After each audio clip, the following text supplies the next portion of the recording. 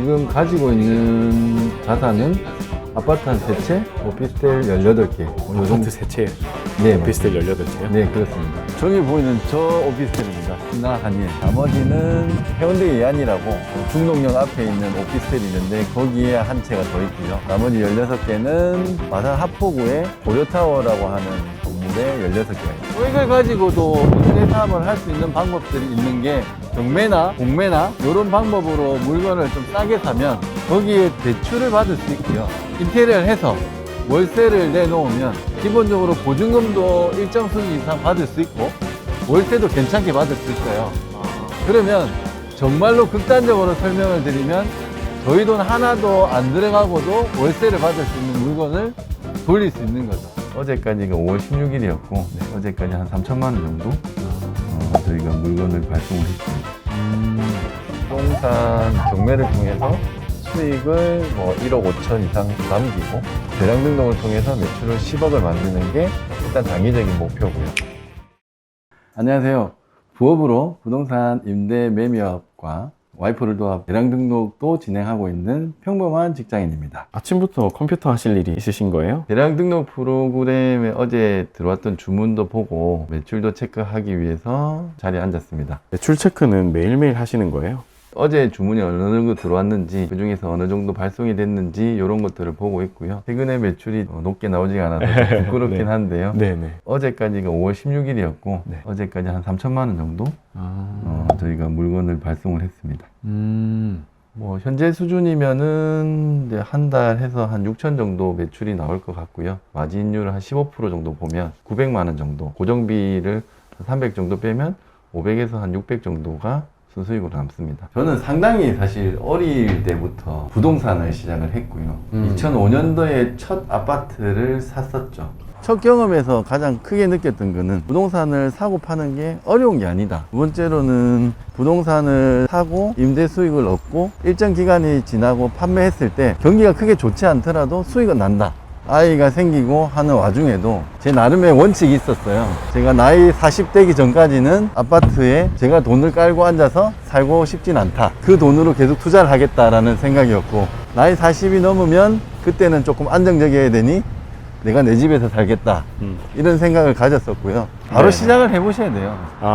이게 한 개 한 거랑 안 한 거랑 경험의 차이가 엄청 크거든요. 어쨌든 우리나라가 1970년대, 60년대부터 시작을 하더라도 그 중간에 이런 파도는 있겠지만 결국 우상향할 수밖에 없거든요. 물가 상승이 생기는데 집값이 안 올라갈 수는 없는 거고. 그것만 이해한다고 하면 부동산 재테크만 한 게 없다고 생각합니다. 안녕하세요. 오셨어요. 안녕하세요. 반갑습니다. 오늘 강의를 하시는 거예요? 같이 공부를 하고요. 앞에 아무래도 제가 오피스텔 투자를 남들보다는 좀 많이 하다 보니 그런 사례들을 모아서 서지 하시는 분들한테 좀 발표를 하려고 자료를 좀 만들어 봤습니다. 부동산 거래를 대충 몇 번 정도 해보신 거예요?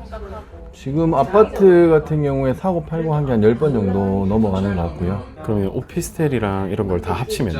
요즘은 매매보다는 임대 위주로 하고 있기 때문에 네. 사고 판 건 한 10번 정도 되고 지금 가지고 있는 자산은 아파트 한 3채, 오피스텔 18개. 요 아파트 3채, 네, 오피스텔 맞습니다. 18채요? 네, 그렇습니다. 여기서 준주택에 대한 개념은 꼭 기억을 하셔야 되는 게 이렇게 지금 임대를 하고 있습니다. 부가세 별도고요. 부가세는 별도로 5만 원, 6만 원 이렇게 받고 있습니다. 대표님도 평소에 책 많이 보시나요? 책을 많이 읽으려고 노력을 하고는 있고요. 그럼에도 불구하고 한 달에 3-4권 정도는 읽고 있습니다. 그래도 사모님이 서점을 하셔서 훨씬 책이 좀 가깝고 더 친근하시겠네요. 요런 것들이 좀 관심이 있는데라고 하면 그 책들이 주변에 있으니 아무래도 책을 읽을 수 있게끔 되고 있습니다. 독서를 하시는 게 뭐 투자관이나 자산운용에 좀 도움이 많이 됐다고 봐야 되나요?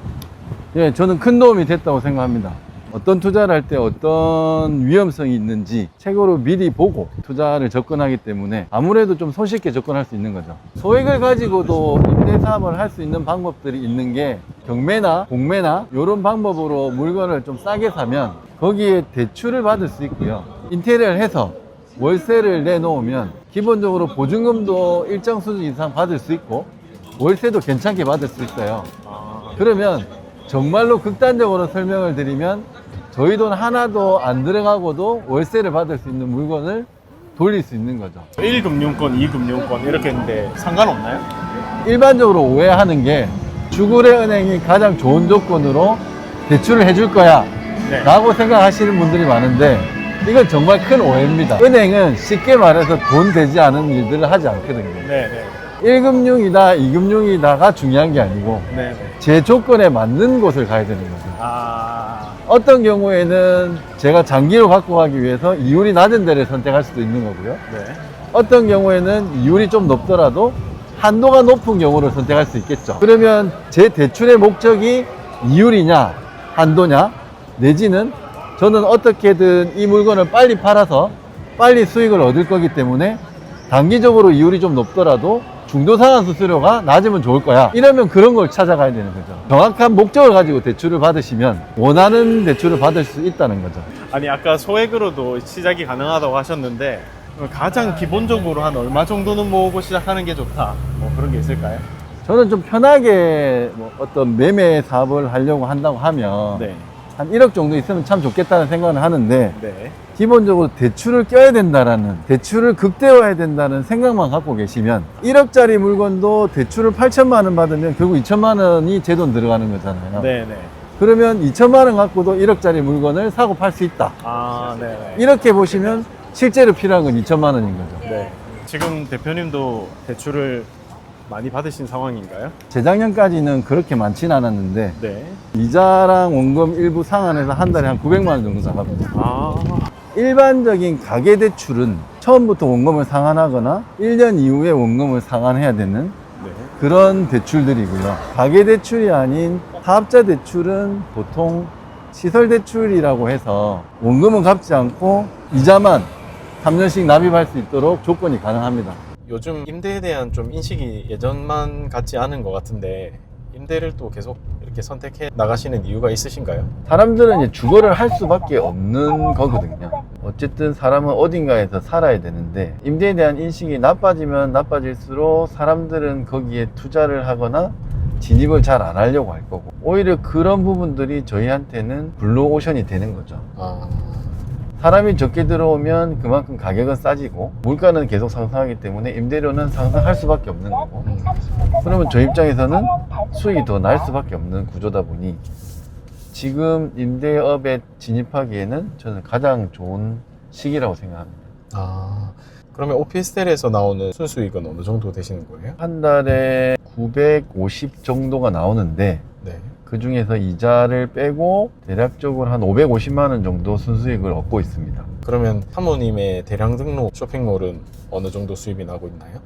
평균 잡아서 한 400에서 500 정도가 나고요. 많이 날 때는 한 900 정도도 났습니다. 아, 순수익으로. 네, 맞습니다. 아, 그래도 두 개를 합치면 거의 1000에서 뭐 한 1500 이렇게 이제 볼 수도 있겠네요. 부업으로만. 네, 뭐 평달 평균 기준으로 해서 한 1000만 원 정도는 나온다고 봐지고요. 와. 현재가 지금 살아오면서 사실 빚이 제일 많은 시기예요. 저희도 빚을 안 내려고 되게 노력을 했었는데 저희가 가지고 있는 돈이라는 게 한정적이기 때문에 은행에서 돈을 빌려서 실물 자산을 사고 거기서 임대 수익을 내고 이렇게 진행을 하다 보니 지금 부채가 거의 한 20억 정도 되고 있습니다. 20억이요? 네.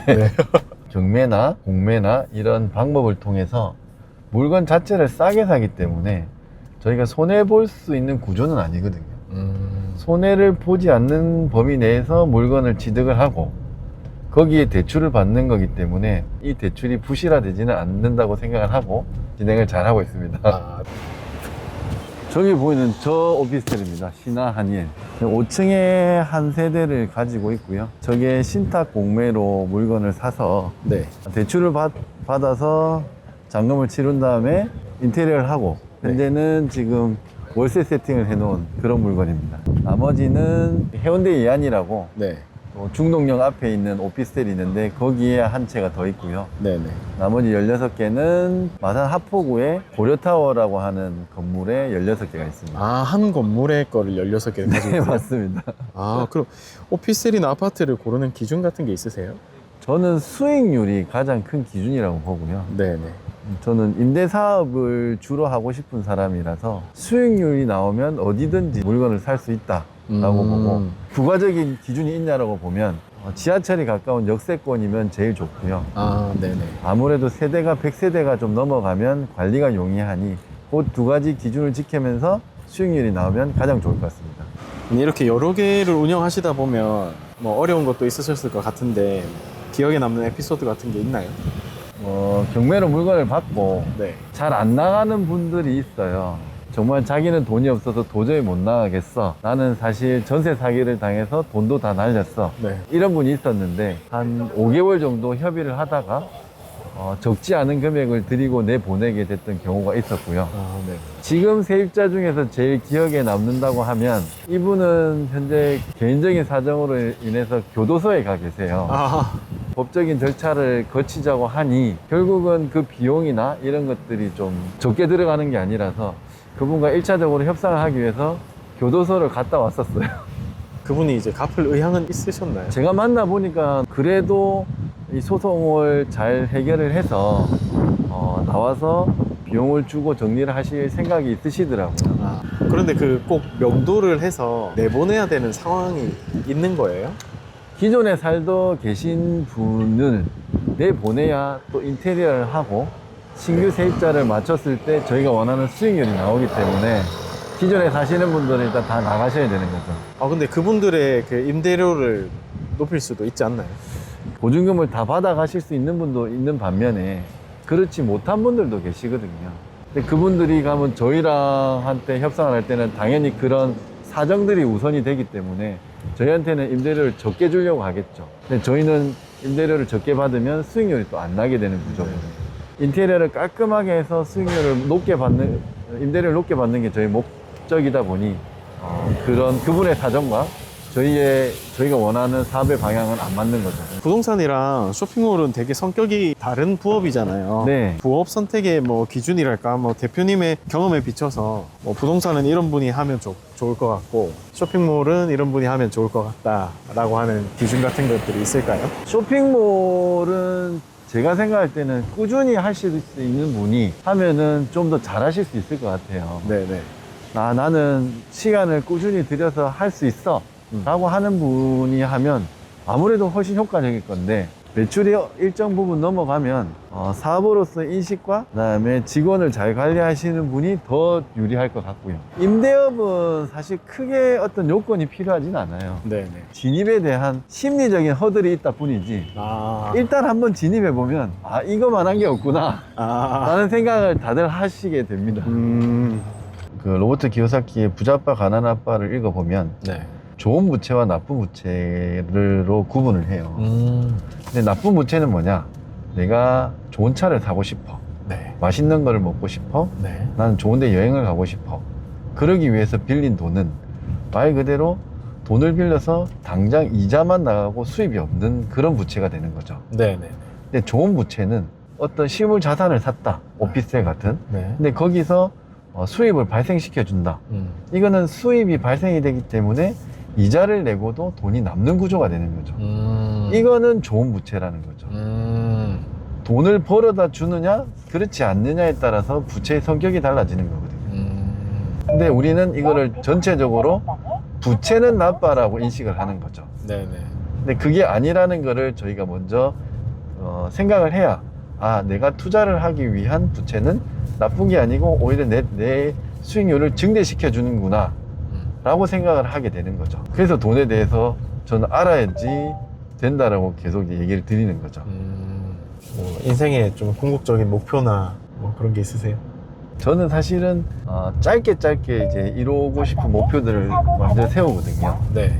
올해만 제가 봤을 때는 임대업을 좀 더 활성화시켜서 이 임대를 좀 더 잘하고, 부동산 경매를 통해서 수익을 뭐 1억 5천 이상 남기고, 대량 등록을 통해서 매출을 10억을 만드는 게 일단 단기적인 목표고요. 향후 10년 내에 지금 가지고 있는 임대를 하고 있는 게 18개지만 이걸 100개를 만들고 싶은 게 중장기 네. 목표고요. 저는 사실 그 100채를 가지고 안정된 주거를 위한 임대 사업을 할 수 있게 되는 거고, 뭐 저도 수익이 되는 거고요, 당연히. 사람들도 거기서 좀 더 안정적으로 살 수 있으면 좋겠다라는 게 이 100채에 대한 제 비전? 뭐 이런 겁니다. 혹시 투자나 부동산 관련해서 추천해 주실 만한 도서관 있으시다면 좀 추천해 주세요. 네. 제가 도움이 될 만한 책들을 잘 정리해서 보내드리도록 하겠습니다. 마지막으로 영상 보시는 분들께 한마디 해주신다면요. 무슨 일을 하시든지 포기하지 않고 지금 하시는 일을 꾸준히 하시다 보면 좋은 성과가 날 수 있을 거라고 생각합니다. 감사합니다.